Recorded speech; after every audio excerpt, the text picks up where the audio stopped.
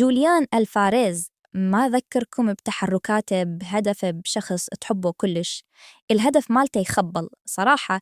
ألفاريز ما يتقارن حتى 10% ويا ليونيل ميسي أكيد، بس عنده شوية منه سواء بالهدف أو بالمراوغة.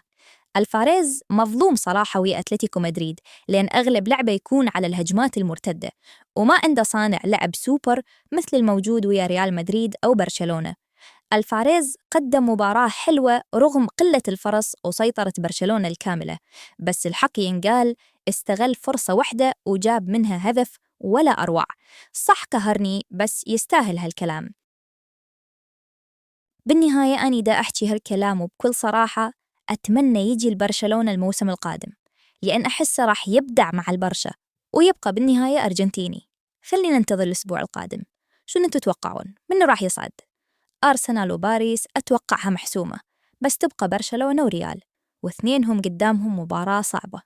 وخلينا ننتقل لمحور حلقتي الثاني. نوير حارس بايرن ميونخ إيش قد عمره؟ تعرفون إيش قد كان حاسم وناجح بمباراته قدام ريال مدريد؟ أخذ أفضل حارس بالمباراة، وكان سبب رئيسي بفوز بايرن ميونخ. مع العلم كيليان مبابي ضيع أكثر من انفراد، وأيضا فينيسيوس جونيور ضيع أكثر من انفراد، بس نوير كان إلى رأي ثاني وصد هواي كرات وكان رائع صراحة. أخليكم تشوفون أهم تصديات نوير.